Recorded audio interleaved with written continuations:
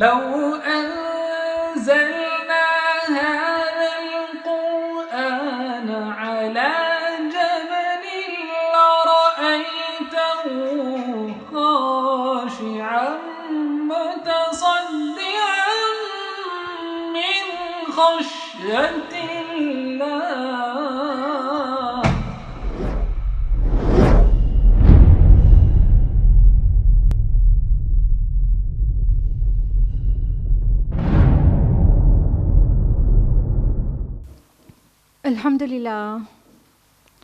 الحمدللہ رب العالمین والصلاة والسلام علی رسولہ الکریم وعلی آلہ واصحابہ اجمعین. اما بعد، اعوذ باللہ من الشیطان الرجیم. بسم اللہ الرحمن الرحیم. شہر رمضان الذی انزل فیہ القرآن ھدی للناس وبینات من الھدی والفرقان.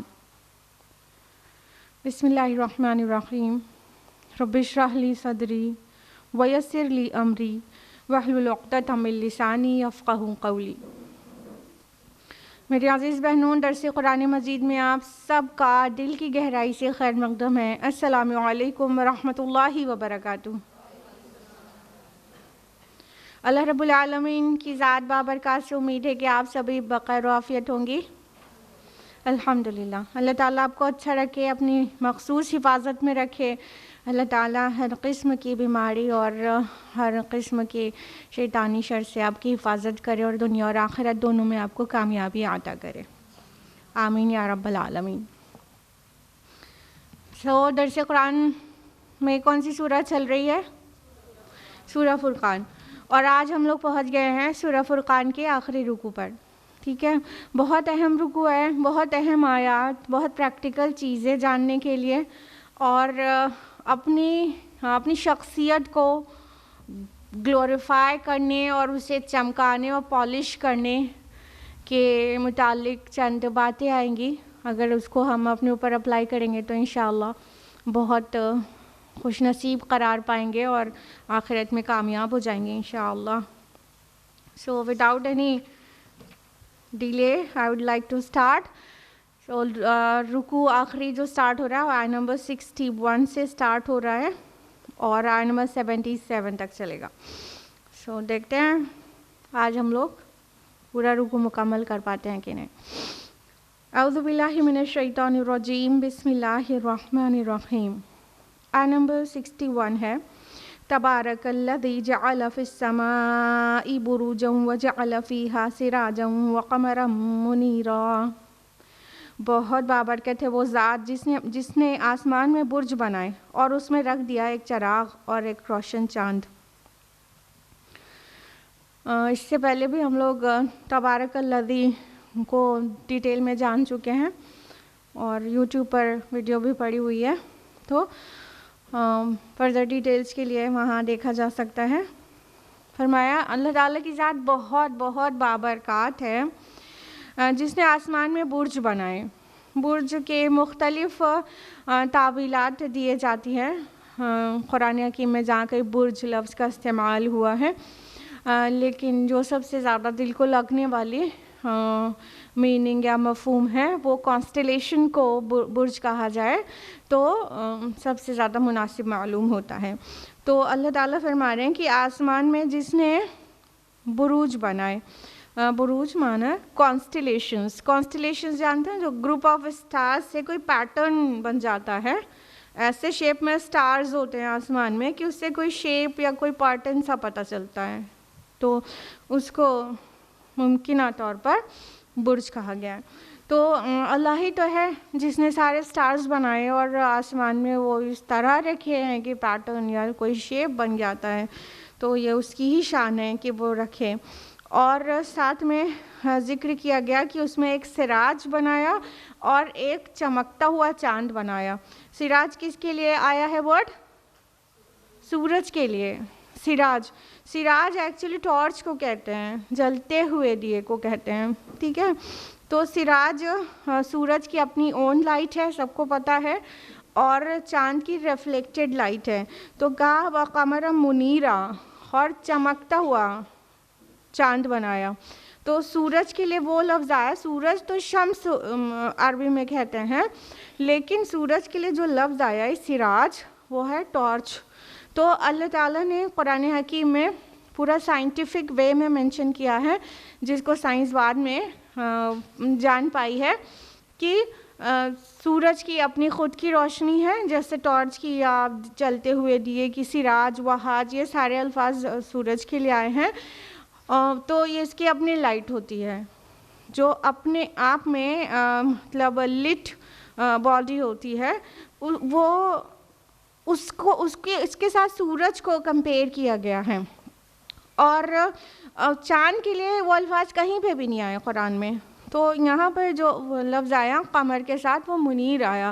منیر اس باڈی کو بولیں گے جو کسی کی روشنی سے چمک رہی ہو، اپنی سیلف لائٹ پروڈیوس نہیں کر رہی ہو، تو اس کو منیر بولیں گے. تو جو نور سے چمکے، تو آج سائنس ایڈوانس ہو چکی ہے، بہت ڈیٹیل میں بتا رہی ہے کہ چاند کی ریفلیکٹڈ لائٹ ہے، سورج کی ہی والی لائٹ سے چاند چمکتا ہے. تو فرمایا کہ چاند اور سورج بنائے، یعنی اللہ تعالیٰ اپنے کریشنز کو مینشن کر کے اپنی ذات بابرکات کا پتہ دے رہا ہے کہ اس اللہ کی ذات پر غور و فکر کرو. آیت نمبر 62، وَهُوَ الَّذِي جَعَلَ اللَّيْلَ وَالنَّهَارَ خِلْفَةً لِمَنْ أَرَادَ أَنْ يَذَّكَّرَ أَوْ أَرَادَ شُكُورًا، اور وہی ہے جس نے دن اور رات کو بنا دیا ہے ایک دوسرے کے پیچھے آنے والا، اس کے لیے جو نصیحت حاصل کرنا چاہے یا شکر گزار بننا چاہے. اب اللہ سبحانہ تعالیٰ نے رات اور دن کو بطور سائن، بطور نشانی مینشن کیا کہ رات اور دن ایک دوسرے کے پیچھے آتے جاتے ہیں. اور اب ہمیں اچھی طرح سے پتہ ہے کہ رات اور دن ایک دوسرے کے پیچھے آنے کا کیا مطلب ہے، کہ ارتھ جو اپنی ایکسس پر گھوم رہی ہے اس کی وجہ سے سورج کی طرف والا جو حصہ ہوتا ہے وہ دن ہوتا ہے، اور وہ ارتھ اپنی ایکسس پر گھومتی رہتی ہے، اور دھیرے دھیرے کر کے رات آتی ہے، اور رات دھیرے دھیرے کر کے جاتی ہے، اور دن دھیرے دھیرے کر کے آ جاتا ہے. تو اللہ سبحانہ تعالیٰ نے اس کو بھی اپنی نشانی کے طور پر پیش کیا، اس کی ذات بابرکات میں اور اس کی صفات میں غور کرنے کے لیے. فرمایا اس کے لیے، یعنی اگر ان چیزوں پہ غور کریں گے نا، آسمان اور ستارے اور چاند اور سورج اور رات اور دن کا آنا جانا اور ہوائیں اور پہاڑ اور ندیاں اور بہت ساری اور اللہ تعالیٰ کی کریشنز پر جب ہم غور کریں گے نا، تو اس سے دو نتیجہ نکالنا چاہیے. یہاں پہ ایک بتایا گیا اس کے لیے جو نصیحت حاصل کرنا چاہیے، یعنی these are as reminders for us, یہ ہمیں ریمائنڈ کرا رہے ہیں کہ دیر از سم ون جس نے اس کو کریٹ کیا اور ایک دم پرفیکٹ طریقے سے اسے کنڈکٹ کر رہا ہے. ٹھیک. دوسرا وہ اس کے لیے جو شکر کرنا چاہے، یعنی اس سے جو ہمیں فائدے مل رہے ہیں ڈائریکٹ انڈائریکٹ وہ بہت سارے. سورج کو اپنی زندگی سے نکال دیا جائے تو there would be no life, اپنی تو چھوڑیے، there would be no any life on the face of the earth نا. It is impossible without sunlight. آپ کو پتہ ہی ہے سائنٹیفک چیزیں کہ کیا کہہ رہے ہیں ہم. تو اللہ تعالیٰ فرما رہے ہیں کہ اس سے دو فائدے اخذ ہونے چاہیے انسانوں کو. ایک تو وہ نصیحت اخذ کرے، اور ان آیات کو جب بیان کیا جا رہا ہے نصیحت پکڑے، اور شکر گزاری کرے اس رب کی، اس خالق کی، اس چیریشر سسٹینر کی، جس نے یہ سب کچھ ہمیں دے کر ہمیں بنا مانگے والا اتنا فائدہ دے دیا ہے، اور ہماری زندگی آرام سے یہاں اسموتھلی چل رہی ہے یہ زمین پر. آیت نمبر 63، وَعِبَادُ الرَّحْمَنِ الَّذِينَ يَمْشُونَ عَلَى الْأَرْضِ هَوْنًا، اور رحمان کے بندے وہ ہیں جو زمین پر آہستگی اور نرمی کے ساتھ چلتے ہیں. وَإِذَا خَاطَبَهُمُ الْجَاهِلُونَ قَالُوا سَلَامًا، اور جب ان سے مخاطب ہوتے ہیں جاہل لوگ تو وہ ان سے سلام کہہ دیتے ہیں. اب دیکھیں یہاں سے عباد الرحمن کی صفات کا بیان شروع ہو گیا ہے. عباد الرحمن مطلب رحمان کے بندے. پیچھے ہم نے بتایا تھا کہ اہل مکہ رحمان نام سے چڑھتے تھے، تو اور زیادہ رحمان نام یہاں پہ ان صورتوں میں ریپیٹ ہوا ہے. کبھی غور سے پڑھیے گا دھیان سے تو آپ دیکھیں گے سورہ مریم میں، سورہ طٰہٰ میں، پھر سورہ انبیاء میں اور سورہ فرقان میں خوب زیادہ رحمان ورڈ آیا ہے. تو اللہ تعالیٰ رحمان کے بندے ویسے تو سبھی ہیں، لیکن جب کسی پہ بہت پیار دلار آئے تو اس وقت اللہ تعالیٰ اس کو اپنے بندہ کہہ کر ایڈریس کرتا ہے یا مینشن کرتا ہے.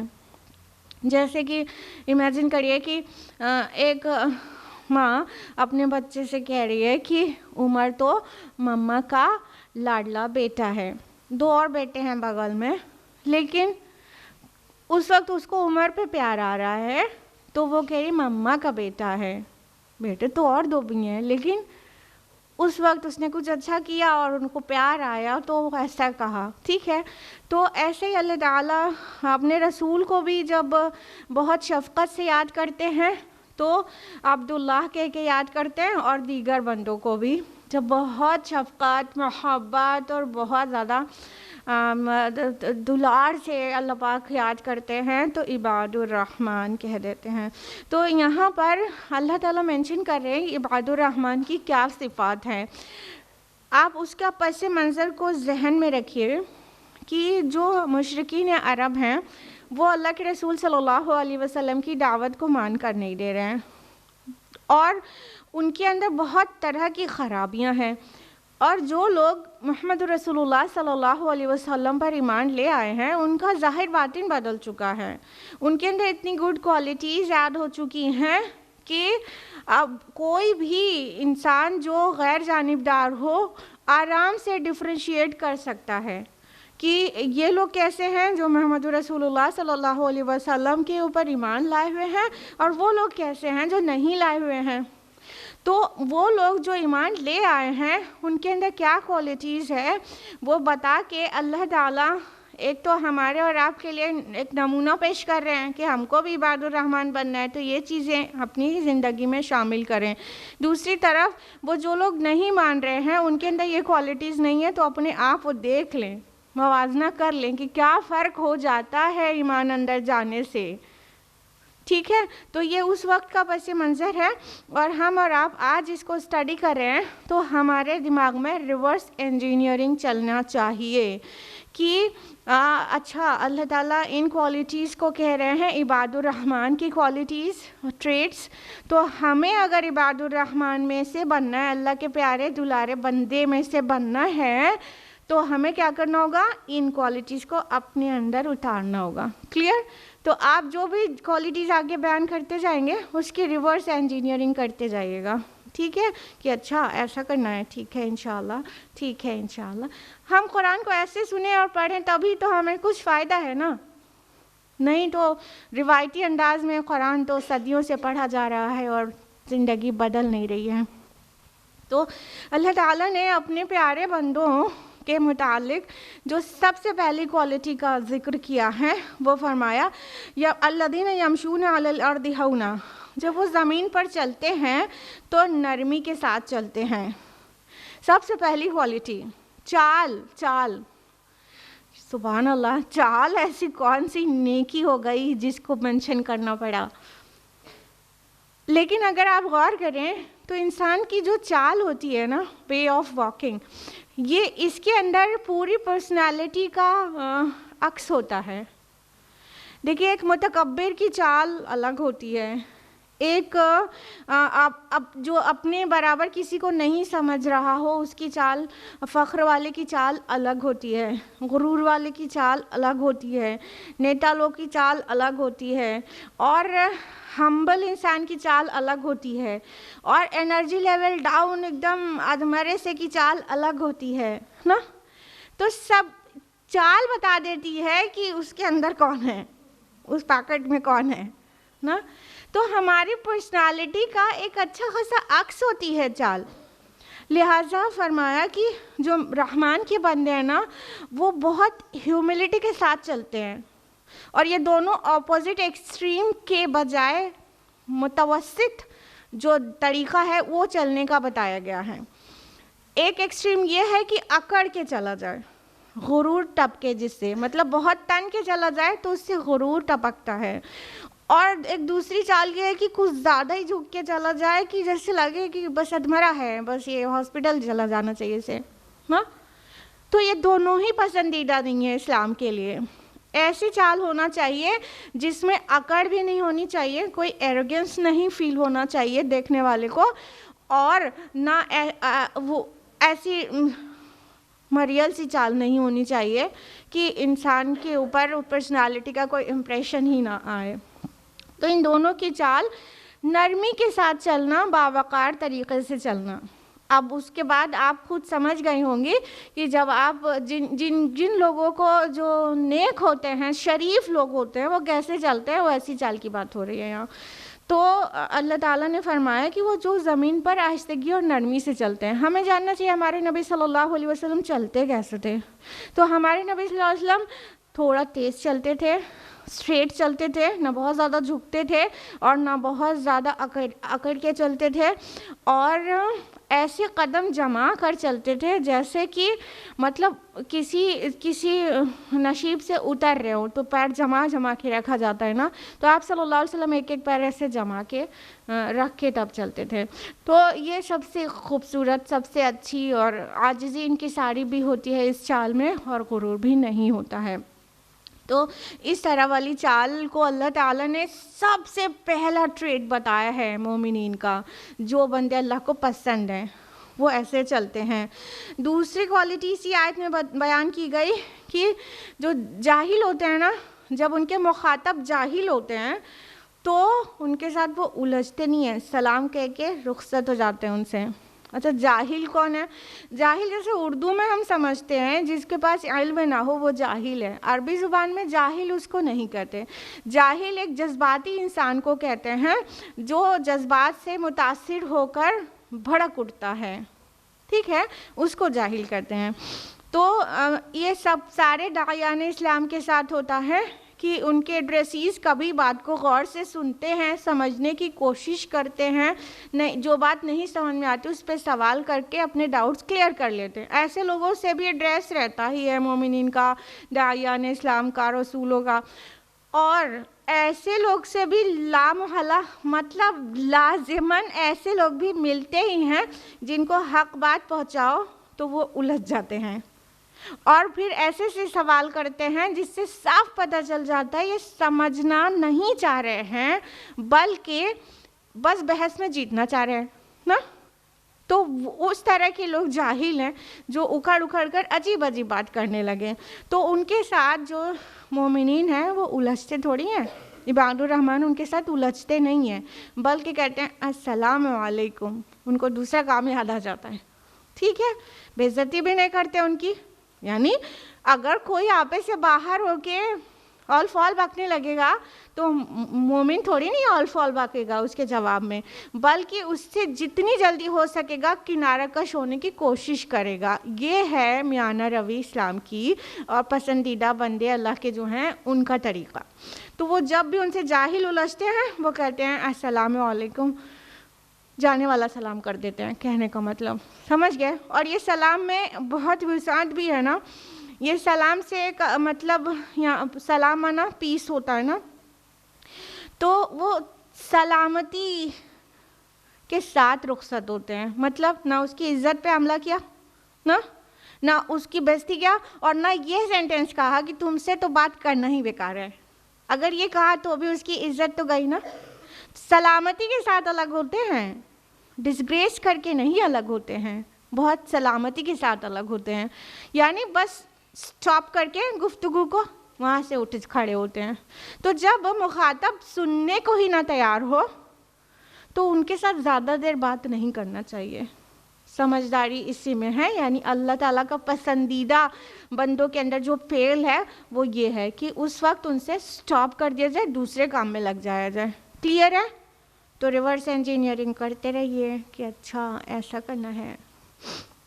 آیت نمبر 64 والذین یبیتون لربہم سجدا وقیاما, وہ لوگ راتیں بسر کرتے ہیں اپنے رب کے حضور سجدے اور قیام کرتے ہوئے. سبحان اللہ. یعنی وہ جو مومن بندے جن کو اللہ نے عباد الرحمن کا بہت محبت سے, وہ اپنی راتیں کیسے گزارتے ہیں, پورے رات سو کے نہیں گزارتے ہیں بلکہ رات کا ایک اچھا خاصا حصہ گزارتے ہیں اللہ کے سامنے قیام میں اور اللہ کے آگے سرو سجود ہو کر. یعنی یہ کون سی صلاح کی بات ہو رہی ہے؟ ایگزیکٹلی تہجد کی بات ہو رہی ہے. یعنی 5 وقت کی نمازیں تو فرض ہے. جنت میں جانے کی جو کی ہے جس کے بغیر کھلے گا ہی نہیں وہ تو نمازیں ہیں 5 وقت والی ہیں کہ جنت کی چابی ہے, اس کو تو پڑھنا ہی پڑھنا ہے. اب دیکھیے سورہ مؤمنون میں ہم لوگ پڑھ کر آئے نا, سورہ مؤمنون سورہ نمبر 23 1 to 11 میں جو آیات ہیں وہ بھی مومنین کی صفات بیان کی گئی ہیں وہاں پر. تو آیت نمبر 9 میں سب سے لاسٹلی جو صفت بیان کی جا رہی ہے وہ 5 وقت کی نمازوں کی بیان کی جا رہی ہے نا, کہ والذین هم علی صلواتہم یحافظون, جو اپنی نمازوں کی حفاظت کرتے ہیں. ٹھیک ہے.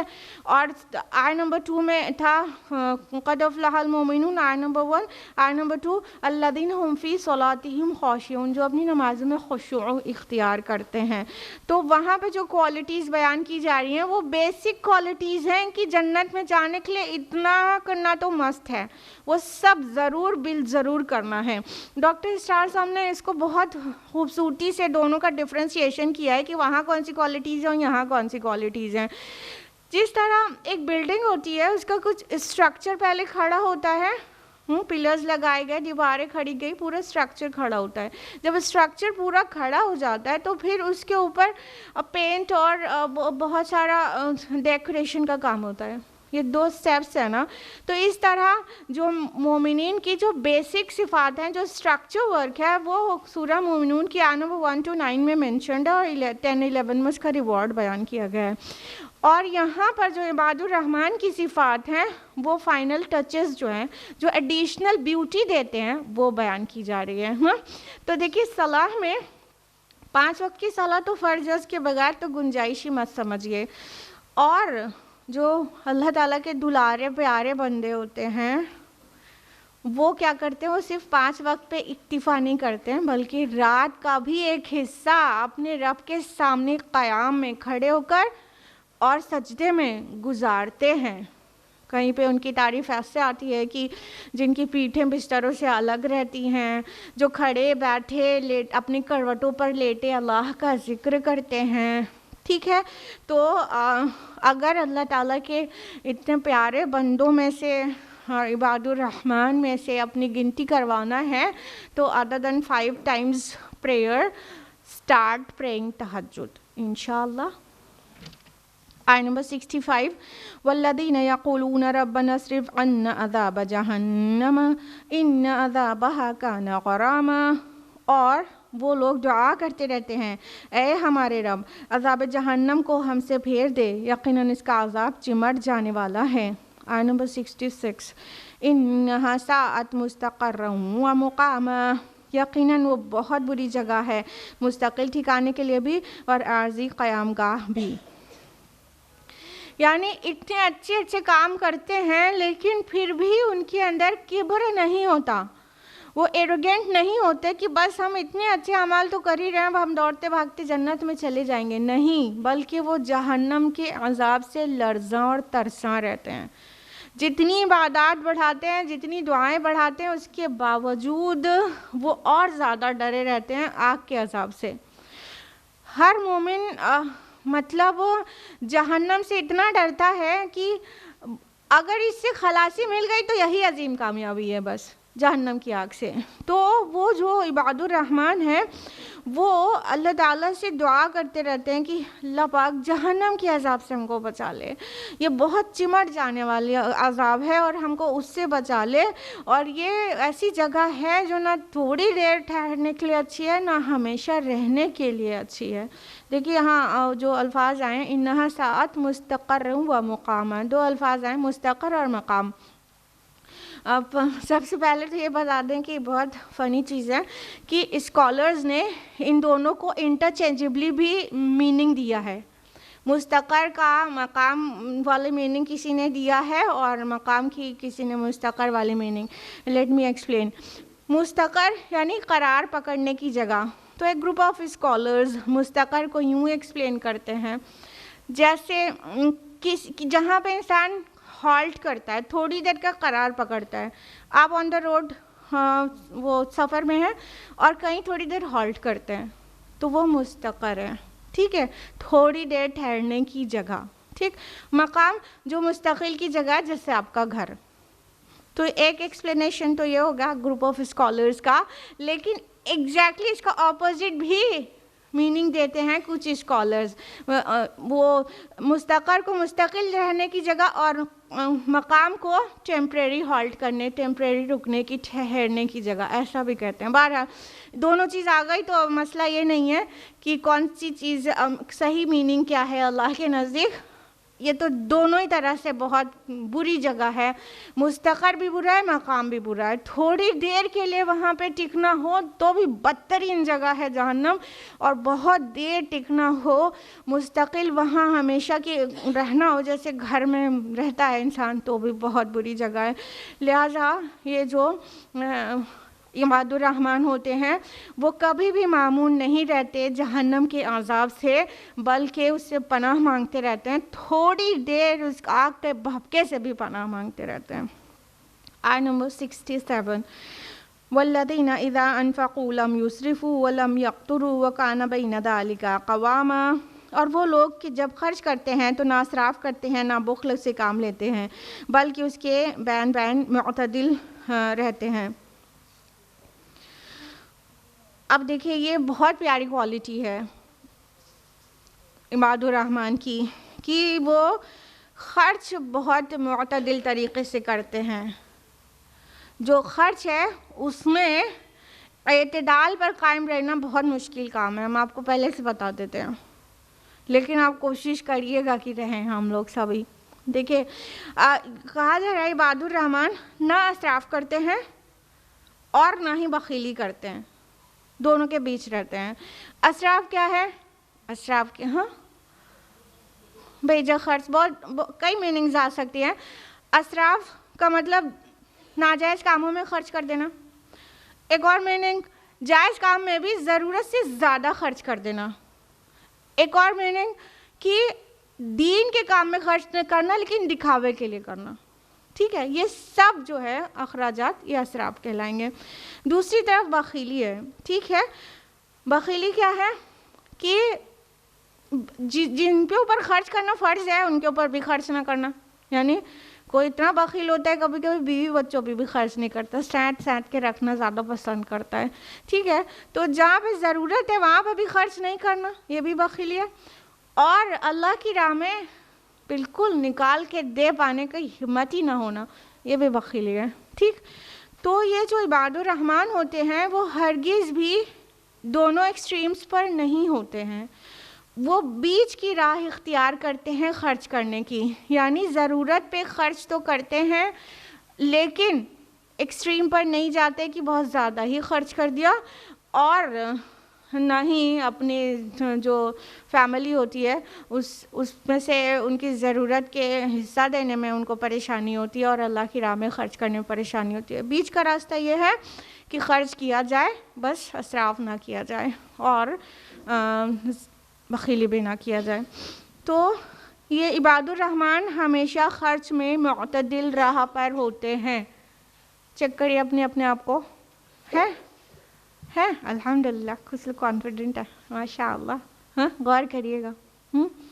کبھی ہم لوگ اپنے لباس و کھانے میں اتنی شانداری, یہ سب اسراف ہی تو ہے نا. اور کبھی دین کی راہ میں خرچ کرنے کو تو ابھی دیکھیے بیٹی کی شادی ہے, اب وہاں ہر لاکھوں نہیں کروڑوں روپے خرچ ہوگا اور دین کے لیے نہیں ہے. تو ذرا چیک کریے گا اپنے آپ کو, عباد الرحمن میں سے بننا ہے تو اعتدال کی راہ اختیار کرنا ہوگا. بہت ساری احادیث ہیں اعتدال کی راہ اختیار کرنے کے لیے. آیت نمبر 68, والذین لا يدعون مع اللہ الہا آخر.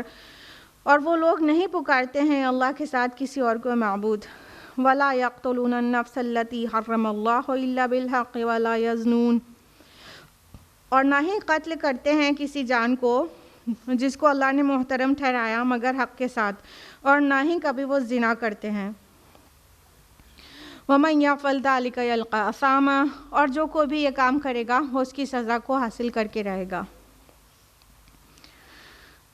اب یہ 3 ڈونٹس آ رہے ہیں یہاں پر. ابھی سب ڈوز آ رہے تھے نا, ابھی 3 ڈونٹس مینشن کیا گیا ہے جو کبائر میں سے ہے. کبیرہ گناہ, ان بڑے بڑے گناہوں سے وہ بالکل ہی دور رہتے ہیں. یہاں پہ نمبر 1 کہا گیا شرک. ٹھیک ہے, اپنے رب کے ساتھ کسی کو نہیں پکارتے ہیں, یعنی وہ شرک بالکل بھی نہیں کرتے ہیں. نمبر 2 کہا گیا اور وہ قتل نہیں کرتے ہیں. اور نمبر 3 کہا گیا, قتل میں ایک ایکسپلینیشن ہے نا, الا بالحق, سوائے حق کے ساتھ. اور قتل حق کیا ہے بتائیے جلدی جلدی, آپ لوگ بتائیے گا. بتائیے. ایک قتل کے بدلے قتل, ہاں, جس کو قصاص کہتے ہیں. ٹھیک ہے, تو ایک قصاص ہو گیا, اور دوسرا مرتد کا قتل, تیسرا شادی شدہ زانی کا قتل, چوتھا حربی کافر کا قتل. اتنے قتل حق ہیں. اس کے علاوہ ہوگا تو وہ قتل ناحق ہوگا, یعنی کوئی معصوم جان کو وہ نہیں مارتے ہیں. ٹھیک, اور یعنی یہ جو 4 ہم نے آپ کو کیسز بتائے, اس کیس میں تو قتل کیا جائے گا, پرسنلی نہیں, اسلامک اسٹیٹ کے ذریعے. کلیئر. لیکن اس کے علاوہ کوئی قتل ہوگا تو سب قتل ناحق کہلائے گا. تو وہ قتل ناحق کبھی بھی نہیں کرتے ہیں, ولا یزنون, اور زنا نہیں کرتے ہیں. یہ 3 جو کبیرہ گناہ ہیں. ایک حدیث میں آتا ہے کہ یا رسول اللہ سب سے بڑا گناہ کیا ہے؟ تو اللہ کے رسول صلی اللہ علیہ وسلم نے فرمایا یہ کہ تو اپنے رب کے ساتھ شرک کرے. بولا اور اس کے بعد کون سا؟ تو اللہ کے رسول صلی اللہ علیہ وسلم نے فرمایا کہ اور یہ کہ تو کسی نفیس جان کو, پاک جان کو قتل کر دے. بولا اور اس کے بعد کون سا؟ تو فرمایا کہ وہ یہ کہ تو اپنے پڑوسی کی بیوی کے ساتھ زنا کرے. تو یہ 3 جو ہے بالکل ٹاپ کے گناہوں میں سے ہیں, کبائر میں ٹاپ لسٹڈ. تو یہ 3 گناہ کے تو قریب بھی نہیں پھٹکتے ہیں, یہ بالکل ان سے یہ چیزیں نہیں ہوتی ہیں. آگے فرمایا کہ اور جو بھی یہ کام کرے گا اس کی سزا کو حاصل کر کے رہے گا. اب یہاں پہ ایک بہت لطیف سا طنز ہے کہ یہ دیکھ لو محمد رسول اللہ صلی اللہ علیہ وسلم کے فالوورز کو دیکھ لو کہ وہ یہ سب نہیں کرتے ہیں, اور جو لوگ ان کی بات نہیں مان رہے ہیں وہ ان بڑے بڑے گناہوں میں ملوث ہیں, وہ یہ سب کچھ کر رہے ہیں. تو ان کو دیکھ لو اور ان کو دیکھ لو کہ جو لوگ ایمان لے آئے ہیں تو کتنے پیور ہو گئے ہیں, اور ان بڑے گناہوں کو جس سے ہر ایک جس کی طبیعت جو ہے کراہت کھاتی ہے کہ ہاں یہ بڑا گناہ ہے, وہ کرتے ہیں. آیت نمبر 69, یضاعف لہ العذاب یوم القیامت ویخلد فیہ مہانا. قیامت کے دن اس کا عذاب 2 گنا کر دیا جائے گا اور وہ اس میں ہمیشہ ذلیل ہو کر رہیں گے. یعنی ان گناہوں کے قریب جو بھی بھٹکے گا تو اسے قیامت میں ڈبل عذاب ملے گا. تو یہ دوہرا عذاب کر دیا جائے گا, اس کا کیا مطلب ہے؟ بہت سارے لوگ نا عذاب قبر کا انکار کرتے ہیں, کہتے ہیں قرآن میں عذاب قبر کا کہیں مینشننگ نہیں ہے. عذاب قبر کی مینشننگ ہے قرآن میں. یہ بھی وہ مقام ہے جہاں پر عذاب قبر کا پتہ چل رہا ہے, کیونکہ جب قیامت میں ڈبل عذاب ملے گا تو پھر سنگل عذاب کہاں پہ مل چکا ہے ان کو, یہ سوال کھڑا ہوتا ہے نا. تو وہ عالم برزخ ہے جہاں پہ وہ عذاب کچھ نہ کچھ بھگت چکے ہیں, لیکن جب قیامت میں آئیں گے تو انہیں ڈبل ہو جائے گا عذاب, اور گہرا عذاب ملے گا تو 2 گنا ہو جائے گا. اور اس کا یہ بھی مطلب ہو سکتا ہے کہ جب عذاب پر عذاب ملے گا اور وہاں سے کبھی نکلنے کو نہیں ملے گا تو یہ ڈبل ہی, مطلب اس کی انٹینسٹی کو بیان کرنے کے لیے کہا گیا کہ ان کو دوہرا عذاب دیا جائے گا. آیت نمبر 70, الا من تاب وآمن وعمل عملا صالحا. سوائے اس کے جس نے توبہ کی اور ایمان لایا اور اس نے نیک عمل کیے. فاولئک یبدل اللہ سیئاتہم حسنات. تو ایسے لوگوں کی برائیوں کو اللہ تعالیٰ نیکیوں سے بدل دیتا ہے. سبحان اللہ. وکان اللہ غفور الرحیم, اور اللہ غفور اور رحیم ہے. اب دیکھیے ایک بہت بڑی خوشخبری, ریلیکسیشن اور سائے آف ریلیف. کہ مان لو اتنا بڑا بھی گناہ کسی سے ہو گیا ہو, چھوٹے گناہ تو سبھی سے ہو جاتے ہیں, اتنا بڑا بھی گناہ ہو گیا ہو پوری زمین بھر کے اس نے گناہ کیا ہو، پھر اس کے بعد وہ توبہ کرے تو اس کی کیا بنے گی؟ 80 سال کا ہو گیا تھا، 90 سال کا ہو گیا تھا، گناہوں میں بسر کیا تھا، توبہ کر لے تو کیا ہوگا؟ یہاں اللہ تعالیٰ کا جواب ہے کہ نہیں، پیچھے جو عذاب کی خبر سنائی گئی ہے وہ ان کے لیے نہیں ہے جو کہ توبہ کر لیتے ہیں. یعنی کس بھی ایج میں توبہ کی ہو، ڈزنٹ میٹر، توبہ سچی ہوگی تو اللہ معاف کر دیں گے. اور جو لوگ بھی توبہ کرتے ہیں پھر ان کے لیے یہ تو ضرور ہوتا ہے نا کہ اپنے اعمال کی اصلاح کر لیں. سچی توبہ کی کچھ شرائط ہوتی ہیں، we should be aware of it نا، کہ اول تو ہمیں پشیمانی ہونی چاہیے نا، ہمیں بہت ریگریٹ ہونا چاہیے کہ یہ ہو گیا. ہاں، دوسرا ہم اس عمل کو اب چھوڑ دیں اور آئندہ اپنے اعمال کو سنوار لیں، ٹھیک ہے، اور اس کو کبھی بھی نہیں کرنے کا عزم کریں. تو جو گناہ کی توبہ ہم کر رہے ہیں اسے کبھی نہیں کرنے کا عزم کریں اور آئندہ اپنے اعمال کو سنبھال لیں، سنوار لیں، اس کی اصلاح کر لیں، تو بس سچی توبہ ہو گئی ہے.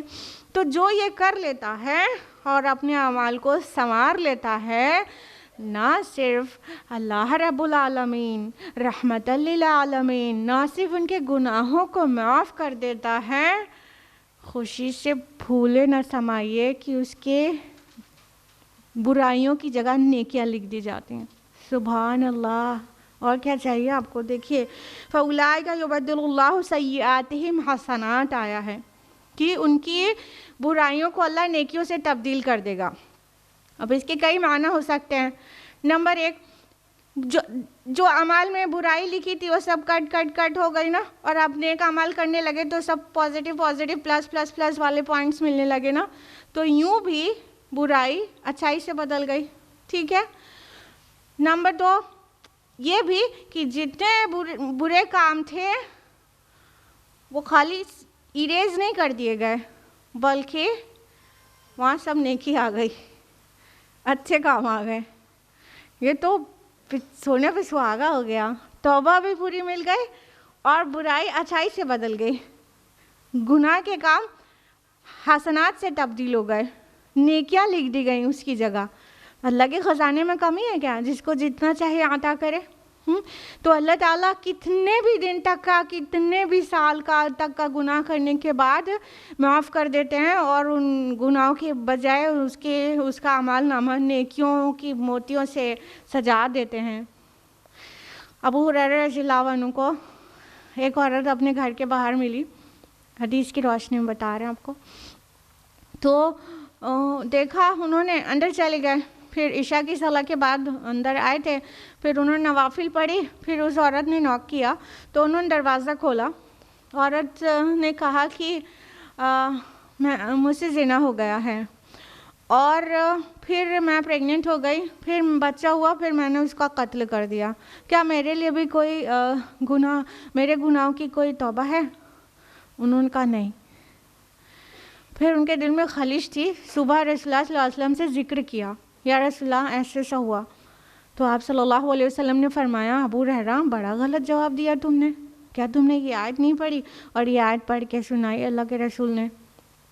تو ان کو بڑا ریگریٹ ہوا. وہ لگے ڈھونڈنے اس عورت کو، صبح سے رات تک ڈھونڈا، پھر وہ عشاء کے ٹائم ملی. تو پھر اس سے خوشخبری سنائی کہ تمہارے لیے تمہارے نبی نے یہ خوشخبری دی ہے کہ تمہارے لیے توبہ کی بھی، تو تمہاری توبہ قبول ہو گئی. وہ عورت بہت زیادہ خوش ہو گئی. اس سے پہلے جب اس سے یہ کہا گیا تھا نہیں تمہاری کوئی توبہ نہیں، تو اس نے کہا تھا کہ ہائے یہ حسن جہنم میں جلنے کے لیے بنا ہے. مطلب اتنا مایوس ہو گئی کہ میں جہنم میں جلنے کے لیے بنی ہوں، اب کوئی دیر از نو آپشن. تو وہ اتنا مایوس ہو گئی تھی، اور پھر اس کو خوشخبری سنا دی گئی تو بالکل کھل اٹھی اور پھر اس نے اپنے اعمال کی اصلاح کر لی. تو دس از دا پوائنٹ مائی بیلوڈ سسٹرز.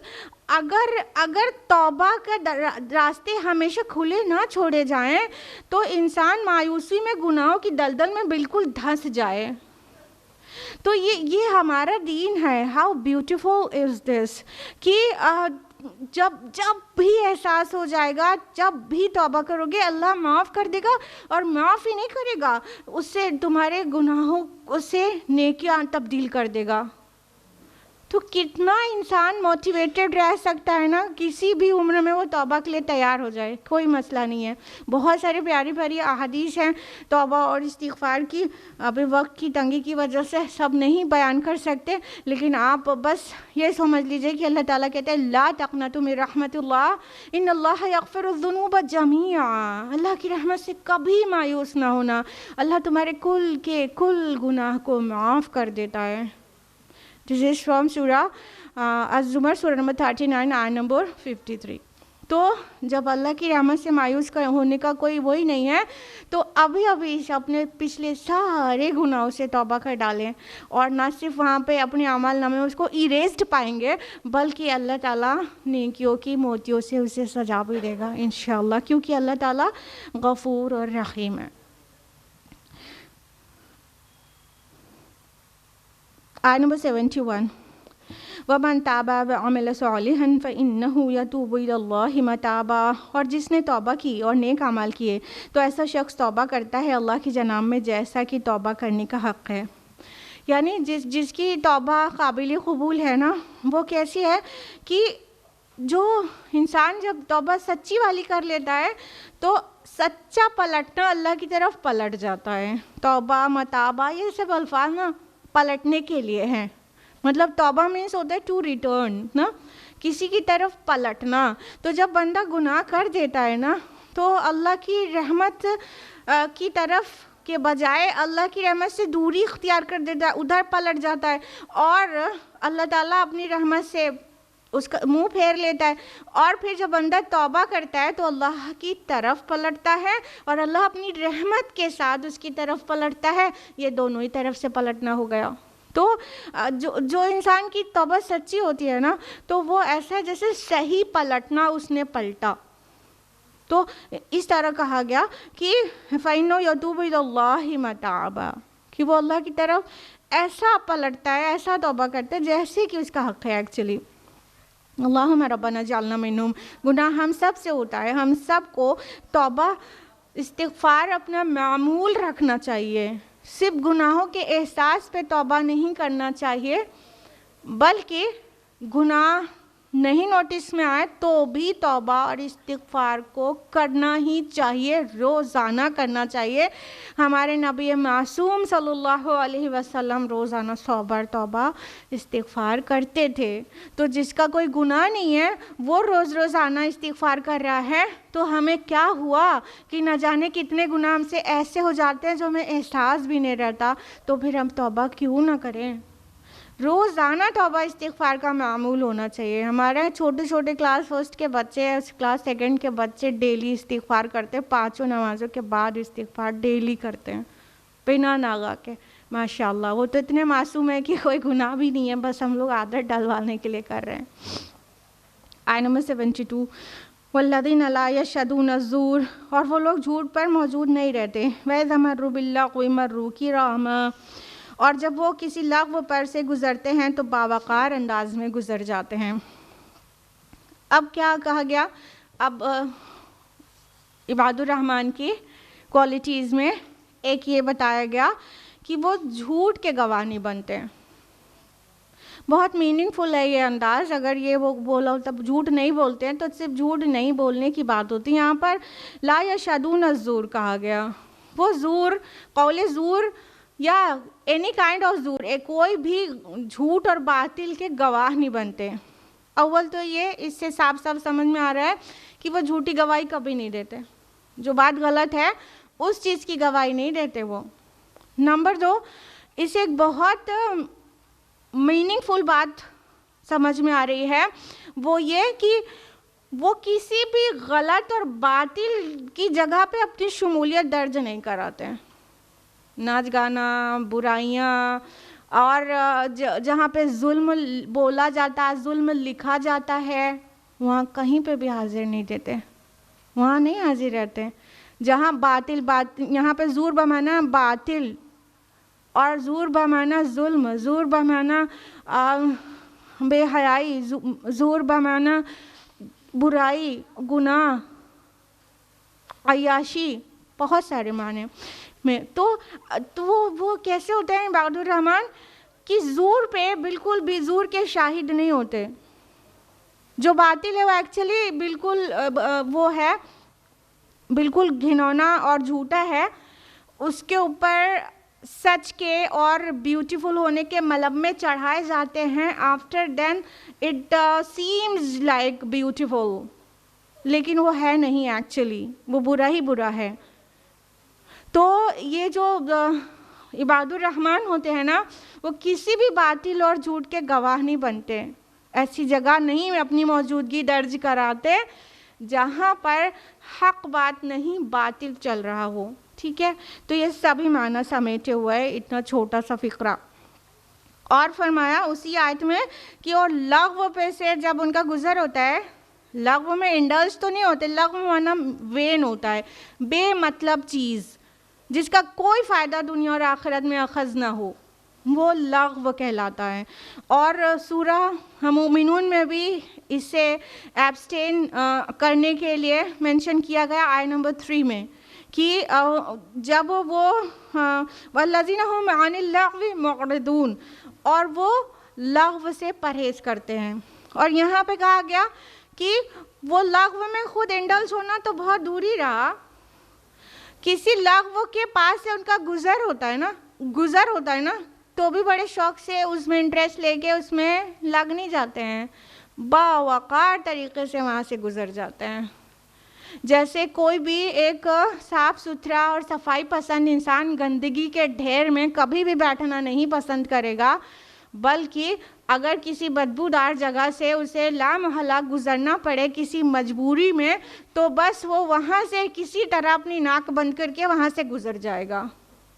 بالکل اسی طرح جو عباد الرحمن ہوتے ہیں وہ لغو میں کچھ لوگ لگے ہوئے ہیں. مان لو کوئی گوسپس کر رہا ہے, کوئی چیٹنگ کر رہا ہے, یا کوئی بس موبائل پہ سوشل میڈیا میں غرق ہے بالکل. اب وہ ان کے دوست ہیں تو اب یہ آئے اور یہ سین یہاں پہ کا یہاں تھا, تو یہ شرافت سے وہاں سے نکل جائیں گے. یہ اس میں بیٹھ کے تھوڑی دیر ان کے ساتھ بھی والا ان کا مزاج نہیں ہوتا ہے. بلکہ لغو میں بالکل انڈلج ہونا تو دور رہا, بلکہ مجبوراً کہیں پہ سے لغو سے گزرنا ہوا تو باوقار طریقے سے بڑے ہی جیسے شریفانہ طریقے سے اسے کوئی بھی لطف اندوز ہوئے بغیر وہاں سے نکل جاتے ہیں.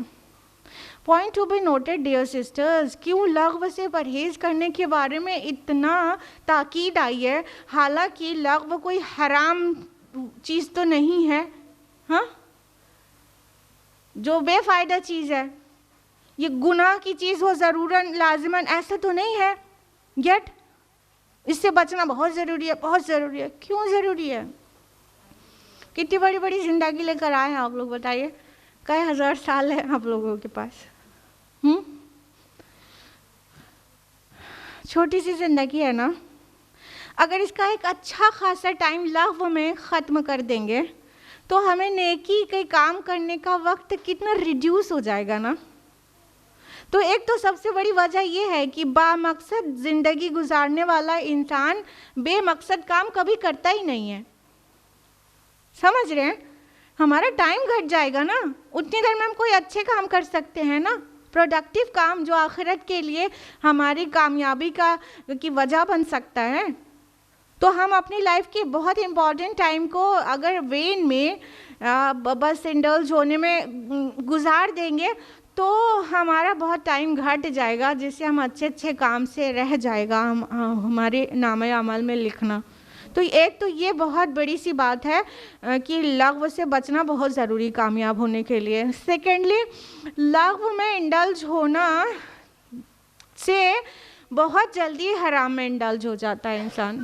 ٹھیک ہے, ابھی بے مقصد کام کر رہے ہیں, اب سوشل میڈیا پہ بہت زیادہ دیر تک ہیں, تھوڑی ہی دیر میں گناہ کی چیز آپ کے سامنے آئے گی نہیں آئے گی. کسی کے ساتھ بیٹھ کے گوسپ کریں گے فرینڈس کے ساتھ, تھوڑی ہی دیر میں غیبت کا ٹاپک شروع ہو جائے گا, کسی کا مذاق اڑنے لگے گا. تو دیکھیے لغو میں انڈلج ہوتے ہی حرام کی طرف بھی بڑھ جاتا ہے. سو وین لیڈس ٹو حرام نا.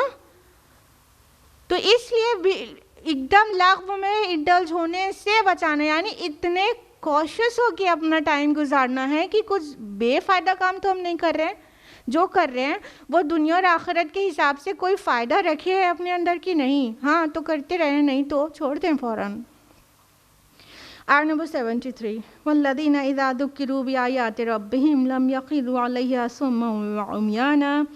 اور وہ لوگ کہ جب انہیں ان کے رب کی آیات کے ذریعے نصیحت کی جاتی ہے تو اس پر بہرے اور اندھے ہو کر نہیں گر پڑتے. یعنی یہ جو عباد الرحمن ہوتے ہیں نا، جب بھی کلام الہی انہیں پیش کیا جاتا ہے تو اندھے بہرے گونگے ہو کے نہیں بیٹھے رہتے ہیں، بلکہ اس سے نصیحت اخذ کرتے ہیں، دھیان سے سنتے ہیں اور عمل کرنے کی کوشش کرتے ہیں. یہ نہیں کہ جیسے اندھے بہرے ہیں، منافقین کے سامنے بھی قرآن پیش کیا جاتا تھا، بس ان کو لگتا تھا بس کس طرح اس محفل سے باہر جانے ملے، اندھے بہرے ہو کے سنتے تھے.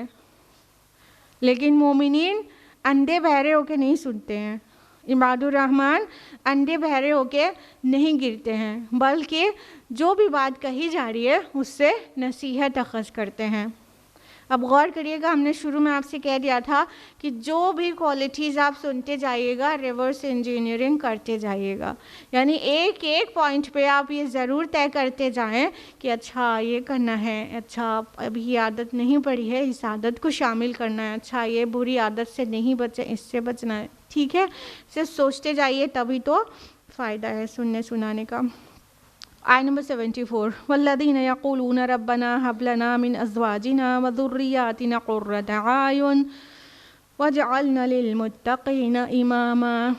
اور وہ لوگ جو کہتے ہیں اے ہمارے پروردگار، ہمیں ہماری بیویوں اور ہماری اولاد کی طرف سے آنکھوں کی ٹھنڈک عطا فرما اور بنا دے ہمیں متقیوں کا امام. اب دیکھیں ان کی دعا کتنی پیاری ہوتی ہے. دیکھیں گھر میں کوئی بھی انسان، ایک انسان بہت نیک ہو، پھر اس کے بیوی بچے نیک نہ ہو، اس کے اہل و عیال اور فیملی نیک نہ ہو، جنت والے کام نہ کرے، تو جیسے آنکھوں میں سوئی چبھتی رہتی ہے، ٹینشن ہوتی رہتی ہے نا. اپنی نیکی سے کہیں اطمینان تھوڑی نہیں ہو جاتا، لگتا ہے یہ لوگ جہنم والے کام کر رہے ہیں، یہ لوگ کب سنور جائیں گے، کب سدھر جائیں گے. تو اسی لیے کوئی سچا اللہ کا بندہ اپنی دینداری سے مطمئن نہیں ہو جاتا ہے، وہ اپنی فیملی کے لیے بہت بے چین رہتا ہے. تو یہ لوگ دعا کرتے ہیں، عباد الرحمن جو ہیں یہ دعا کرتے ہیں کہ اے ہمارے پروردگار، ہمیں اپنے ازواج یعنی بیویوں یا بیویوں کے لیے شوہر، ان کی طرف سے اور ہمارے بچوں کی طرف سے ہمیں آنکھوں کی ٹھنڈک نصیب کر. یہ جو آنکھ میں چبھا جا رہا ہے نا، ہاں لڑکا انجینئر بن گیا، لڑکا آفیسر بن گیا، ہاں لیکن کیا ہے کہ دین کی طرف نہیں آتا، تو والد کو اتنا کامیاب اسے دیکھ کر بھی دل ٹھنڈا نہیں ہے، آنکھ ٹھنڈی نہیں ہے. تو آنکھوں کی ٹھنڈک کس چیز میں ہے؟ جب جنت میں بھی وہ ہمارے ساتھ رہے گا. ابھی ہم دیکھ رہے ہیں یہاں پہ بڑا اس کا بڑا جو اس کے آفس سے اس کو اتنا بڑا بنگلو ملا ہے، گاڑی ملی ہے، اتنا کامیاب ہے ظاہراً دنیا میں، لیکن وہ جنت میں ہمارے ساتھ کیسے رہے گا؟ یہ تو اس کے اعمال بڑے خراب ہیں. تو ٹینشن ہوتی رہتی نا والد کو. تو وہ دعا کرتے رہتے ہیں، اللہ پاک میری بیوی میرے بچوں کی طرف سے ہمیں آنکھوں کی ٹھنڈک عطا فرما اور ہمیں متقیوں کا امام بنا دے. ہر مرد اپنے گھر میں اپنی فیملی میں خود ہیڈ ہوتا ہے، تو وہ امام تو یوں بھی ہے، تو وہ چاہتا ہے کہ یہ سب بھی متقی ہو جائیں اور میں ان کا امام ہوں، تو مطلب یہ سب بھی متقی ہو ہی جائیں تو میں متقیوں کا امام رہوں. ٹھیک ہے، اس کا یہ مطلب نہیں ہے انہیں لیڈرشپ کی خواہش ہوتی ہے، وہ چاہتے ہیں میرے پیچھے اتنے لوگ ہوں میں ہی لیڈر بنوں. نہیں، یہاں پہ متقیوں کا امام بننے سے مراد ہے کہ میں اچھائی میں سب سے آگے نکل جاؤں، اور اپنی فیملی میں میں نیکی پر ہوں تو میری پوری فیملی بھی نیکی پر ہے، تو اس کے تو لیڈر ہیں ہی ہم. تو وہ دعا کرتے رہتے ہیں اپنی فیملی کے لیے بھی. اور وہ لوگ بڑے عجیب معلوم ہوتے ہیں جو اپنی نمازوں کی وہ خود بہت پرواہ رکھتے ہیں، روزوں کی پابندی کرتے ہیں اور صدقات خیرات بھی کرتے ہیں اور بہت اچھے اچھے کام سوسائٹی میں کرتے ہیں، اور گھر والے جس رنگ میں رہتے ہیں چھوڑے رہتے ہیں ان کو. کچھ لوگ ایسے بھی دیکھے ہم نے اپنی ان دو آنکھوں سے، آپ نے بھی ضرور دیکھے ہوں گے. عجیب ہوتی ہے ان کی دینداری، بہت حیران کن ہوتی ہے، کیونکہ سچی دینداری کے بعد اپنی فیملی میں دینداری نہ رہے تو مطمئن کیسے رہ سکتا ہے انسان؟ یعنی اس گھر میں آپ خوش ہیں جو دنیا میں ہیں، آپ جنت میں نہیں چاہو گے کہ وہ آپ کے ساتھ رہیں.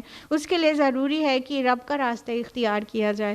تو یہ بہت جائز فکر ہے اور کرنے والی فکر ہے کہ گھر کے ہر لوگ بھی رب اور رسول کے راستے پر چلیں. آیت نمبر 75 اولئک یجزون الغرفۃ بما صبروا، یہ وہ لوگ ہیں جن کو ان کے صبر کی جزا بالا خانے ملیں گے. وَيُلَقَّوْنَ فِيهَا تَحِيَّةً وَسَلَامًا، اور ان کا استقبال کیا جائے گا دعاؤں اور سلام کے ساتھ. آیت نمبر 76 خالدین فیہا حسنت مستقرا ومقاما، وہ اس میں ہمیشہ رہیں گے اور وہ بہت ہی عمدہ جگہ ہے مستقل قیام کے لیے بھی اور تھوڑی دیر ٹھہرنے کے لیے بھی. اب یہ جتنی کوالٹیز بیان کی گئی ہیں نا، جن کے اندر یہ سب ہوتی ہیں، عباد الرحمن کے اندر یہ سب کچھ ہوتی ہیں، تو اس کے بعد ان کا ریوارڈ بیان ہوا ہے کہ ان لوگوں کو ان کے صبر کے بدلے جنت میں بالا خانے ملیں گے. بالا خانے کو 2 اسٹوری بلڈنگ نہ سمجھ لیجیے گا، یو کانٹ امیجن. ہاں، اور یہ دبئی اور یو ایس کے جو اسکائی اسکرائپرز ہیں وہ نہ سمجھ لیجیے گا، یو کینٹ امیجن کہ جنت کے بالا خانے کتنے ہائی ہوں گے اور کتنے لبریز ہوں گے نعمتوں سے. فرمایا یہ ان کو ان کے صبر کے بدلے میں ملے گا. ایک لفظ میں قیامت مضمر ہے.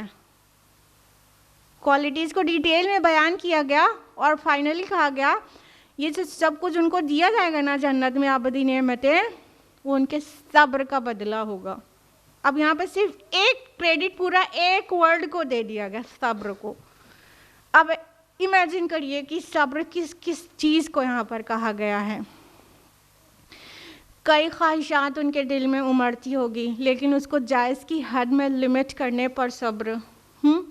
کچھ لوگ انہیں کہتے ہوں گے کہ یہ بے وقوف لوگ ہیں، یہ تم سنکی ہو، تمہارا دماغ خراب ہو گیا ہے، مطلب دینداری اختیار کرنے پر. اس پر صبر. لوگوں کو حق کی طرف بلاتے ہوں گے، وہ نہیں آتے ہوں گے اور کھری کھوٹی سناتے ہوں گے، اس پر صبر. جو عبادتیں وہ کرتے ہیں اس پہ ہمیشگی اختیار کرنے کے لیے کئی بار جسم میں کئی کمزوریاں اور بیماریاں لاحق ہوتی ہوں گی، پھر بھی وہ اس کو کنٹینیو کرتے ہوں گے. ان عبادتوں پر انہیں صبر لاحق ہوتا ہوگا. اور مطلب سوسائٹی کی طرف سے اسٹرینجر بنا دیا جاتا ہوگا انہیں، اس کے اوپر انہیں صبر ہوتا ہوگا. اور کئی بار الزامات آ جاتے ہوں گے. جو لوگ اچھے کام کرتے ہیں ان کے اوپر بہت بڑے بڑے برے الزام ہوتے ہیں. جو ہمارے نبی صلی اللہ علیہ وسلم بالکل پاک، ان کے اوپر کاہن، ساحر اور شاعر ان سب کا الزام آ چکا. تو ہم لوگ بھی کوئی بھی دین کا کام لے کر اٹھے گا اور یا خود حق پر چلتا رہے گا تو پتہ نہیں کتنے الزامات سہنے پڑیں گے. تو اس پر کتنا بڑا صبر. پھر گرمی کے روزے اور تہجد میں نیند کا کمپرومائز 1-2 چیز ہے. یعنی معصیت چھوڑنے پر صبر اور دینداری اختیار کرنے پر صبر. آن دا ہول پوری زندگی اللہ تعالیٰ کے بتائے طریقے راستے پر چلانے کے لیے پل پل صبر کرنا پڑتا ہے. This is the importance of صبر in Islam. سورہ عصر میں it is one of the 4 criteria mentioned over there. Everybody is aware of it. وَتَوَاصَوْا بِالصَّبْرِ. بغیر صبر کے جنت تک رسائی ہو ہی نہیں سکتی. بالکل چیلنج کے ساتھ ہم یہ بات کہہ رہے ہیں. تو یہاں پہ جتنی نیکی، جتنی اچھائیاں ہیں، جتنی گڈ کوالٹیز ہیں، اس میں صبر ضرور آتا ہوگا. مطلب آتا ہے. لہٰذا کہا گیا یہ جو بھی نعمتیں ان کو جنت میں ملے گی ان کے صبر کا بدلہ ہوں گی، تو بغیر صبر کے ملنے نہیں والا ہے. اینڈ مائی بلیورڈ سسٹرز آپ لوگ صبر کیا کریں، ہر نیکی کرنے میں، ہر برائی سے رکنے میں تھوڑا سا نفس کو تھوڑا سا کنٹرول تو کرنا ہی ہوگا نا. یہی تو ہے صبر. صبر صرف سہنے کا نام تھوڑی ہے. بدن میں درد ہو رہا ہے تو صبر سہ رہے ہیں، سسرال والے ظلم کر رہے ہیں تو سہ رہے ہیں. صبر یہ نہیں ہے. صبر اسٹیڈ فاسٹ رہنا اور کیپ گوئنگ رہنا. جو کام ہم کر رہے ہیں اچھا اس کو کیپ گوئنگ رکھیں اور پوری استقامت کے ساتھ اسٹیڈ فاسٹنس اختیار کرنے کو صبر کہتے ہیں. تو آن دا ہول جنت صبر کا بدلہ ہے. صبر کے مختلف مراحل سے گزر کر جنت تک پہنچ جانا ہے انشاءاللہ. تو کیسے ان کا ویلکم ہوگا، ذرا سین دیکھیے. ان کا استقبال کیا جائے گا دعاؤں کے ساتھ، تحیۃ و سلام. ہر طرف فرشتے، مطلب ہر طرف سے جب انٹری ہوگی نا جنت کے گیٹ میں سارے فرشتے لگیں گے، السلام علیکم السلام علیکم. اتنے اچھے اچھے نام سے بلایا جائے گا، بلکہ روح نکلنے سے لے کر ہی عزت شروع ہو جائے گی. اور جنت میں انٹری ملنے پر ہر طرف اللہ کی پاک مخلوق جن کو فرشتے کہتے ہیں دعائیں اور سلام کہہ رہے ہوں گے. دنیا میں ایک دوسرے سے بھی جو بغض یا ایک دوسرے سے کوئی ناراضگی ہوگی اس کو نکال دیا جائے گا. وہاں پر صرف اچھا ہی اچھا ہوگا، صرف دعائیں ہی دعائیں دے رہے ہوں گے. اور جو دو لوگ جو دنیا میں کچھ نہ کچھ ٹسل تھی آپس میں، وہ لوگ دونوں ہی جنت میں چلے گئے تو ایک دوسرے کو دیکھ کے گالی گلوچ تھوڑی شروع کر دیں گے، دعائیں دیں گے، سلام کریں گے، محبت سے ایک دوسرے کا ویلکم کریں گے اپنے اپنے محلات میں. اور فرمایا جنت کو جہنم کے کنٹراسٹ میں، جیسے وہاں پہ کہا گیا تھا انہا ساعت مستقر و مقامہ، یہ بری جگہ ہے ٹیمپریری ہالٹ کے لیے بھی اور ہمیشہ رہنے کے لیے بھی. ایک دم کنٹراسٹ میں کہا گیا حسنت مستقر و مقامہ، یہ بہت اچھی جگہ ہے جنت، یہ بہت اچھی جگہ ہے تھوڑی دیر جانے کے لیے بھی، ہمیشہ رہنے کے لیے بھی. بالکل کنٹراسٹ آ گیا. تو جانا چاہتے ہیں جنت میں؟ جانا چاہتے ہیں؟ کوئی نہیں جانا چاہتا. جنت میں جانا چاہتے ہیں؟ کچھ بھی نہیں کرنا ہے. آج کا درس جن کوالٹیز پر بیسڈ تھا وہی سب کر ڈالنا ہے بس، پھر جنت آپ کی. ان سب میں صبر کرنا پڑے گا، دھیان رہے صبر کرنا پڑے گا. بس یہ پیچھے جائیے گا، ہم نے شروع ہی میں بتا دیا تھا، ابھی ایک بھی کوالٹی ایکسپلین کرنا نہیں شروع کیا تھا، بتا دیا ریورس انجینئرنگ کرتے چلیے گا کہ ہم کو اچھا یہ کرنا ہے اور یہ کرنا ہے انشاءاللہ انشاءاللہ. ٹھیک ہے. اب آیت نمبر 77 کنکلیوڈنگ آیا ہے اس نہ صرف رکوع کی بلکہ سورہ کی لاسٹ آیا ہے. قُلْ مَا يَعْبَأُ بِكُمْ رَبِّي لَوْلَا دُعَاؤُكُمْ، اے نبی صلی اللہ علیہ وسلم آپ کہہ دیجئے کہ میرے رب کو تمہاری کوئی پرواہ نہیں اگر نہ ہوتا تمہیں پکارنا.